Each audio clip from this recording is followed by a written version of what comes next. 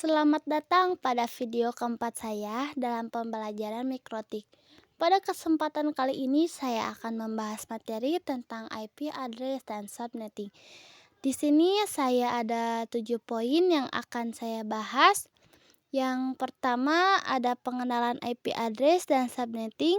Yang kedua ada IP public dan IP private. Yang ketiga ada classful dan classless addressing. Yang keempat ada kasus subnetting. Yang kelima ada konsep black subnetting. Yang keenam ada IP versi 4 driver type. Yang ketujuh ada konsep switch dan router. Oke, langsung saja kita masuk pada pembahasan yang pertama, yaitu pengenalan IP address dan subnetting. Apa sih itu IP address? IP address ketika suatu perangkat ingin terhubung ke perangkat lainnya, baik itu menggunakan wired maupun wireless, tentu saja memerlukan identitas nama pada setiap perangkatnya. Identitas tersebut yang dinamakan IP address, sedangkan subnetting adalah upaya atau proses untuk memecahkan suatu network dengan jumlah host yang cukup banyak menjadi beberapa network dengan jumlah host yang lebih sedikit. Teknik subnetting membuat skala jaringan lebih luas dan tidak dibatasi oleh kelas-kelas IP-nya. Oke, kita lanjut saja. Apa sih IP address private dan public? Jadi singkatnya, IP public merupakan IP yang digunakan di internet dan bisa diakses dari mana saja.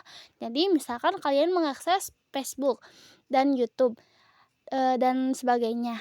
Maka secara tidak sadar kalian mengakses IP publik masing-masing yang dimiliki oleh mereka, asalkan devs-nya kita memiliki konek internet.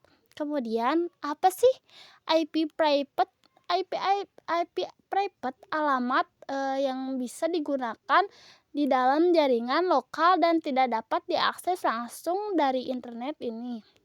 Bagian penting dari konsep yang dikenal sebagai network address atau yang memungkinkan beberapa perangkat dalam jaringan lokal menggunakan satu alamat IP publik untuk berkomunikasi dengan internet. Untuk berkelasan IP ada 3, yaitu kelas A, B, dan C. Untuk range kelas A yaitu 0 sampai 127, sedangkan kelas B dari 128 hingga 191, sedangkan untuk kelas C yaitu 192 hingga 220.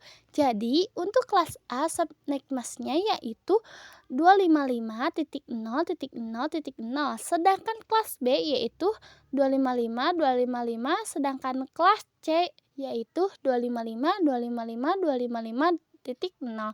Di sini ada yang namanya CRED atau yang disebut juga dengan FREC. Untuk kelas A FREC-nya itu 8, untuk B FREC-nya yaitu SL16, dan kelas C itu FREC-nya 24. Di sini ada contoh IP 10, ini merupakan kelas A karena beberapa di antara range 0 hingga 127, sedangkan 172 berada pada range 128 hingga 181, di mana itu merupakan kelas B, sedangkan 192 itu berada pada range 192 hingga 223, di mana itu merupakan range kelas C. Oke, kita langsung saja. Kali ini kita akan membahas kasus subnetting.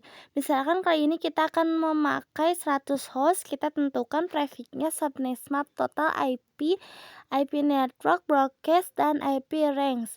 Pertama-tama kita akan cari prefixnya terlebih dahulu. Cara mencari prefixnya yaitu cari perpangkatan 2 yang melebihi dikit dari host. Yang diminta yaitu 2 pangkat 7, yaitu 128.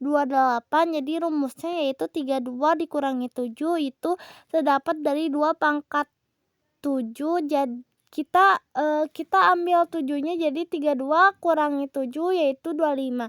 Jadi prefixnya itu, kemudian kita cari total IP, rumusnya yaitu 32 pref yaitu 32 kurang 25 jadi 7. Jadi 2 pangkat 7 yaitu 128. Jadi total IP-nya yang bisa dipakai yaitu 128. Kemudian kita akan mencari subnetnya. Rumus subnetnya yaitu 256. Total IP jadi 256 kurangi 128 sama dengan 128. Kemudian kita tentukan kelasnya. Misalkan kita ini akan memakai IP kelas C yaitu 192.168.1.x 25. Kita cari broadcast-nya, networknya dan IP range-nya. Untuk IP networknya yaitu 192.168.1.1. Oke, langsung saja kita akan masuk terlebih dahulu pada prefix yaitu 25. Untuk subnet match-nya yaitu 125. Jadi 255 IP 255.255.128 untuk total IP-nya yaitu 128. Kemudian untuk IP network-nya yaitu 0, jadi 192.168.1.0. Jadi untuk IP range-nya yaitu 192 sampai 192.181.126. Dan untuk broadcast-nya yaitu 192.168.1.17.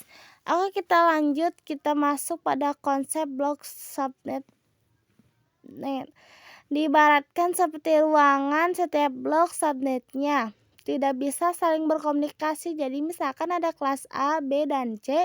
Jadi masing-masing kelas tersebut memiliki subnet yang berbeda-beda sehingga tidak dapat berkomunikasi. Agar dapat berkomunikasi, suatu ruangan perlu dikonfigurasi menjadi blok subnet yang sama. Kita masuk pada konsep switch dan router. Konsep switch yaitu mengoneksikan perangkat satu network, sedangkan router yaitu mengoneksikan perangkat yang berbeda network. Mungkin cukup sekian pembahasan video kali ini. Mohon maaf bila ada yang kurang dimengerti. Sampai jumpa pada video selanjutnya.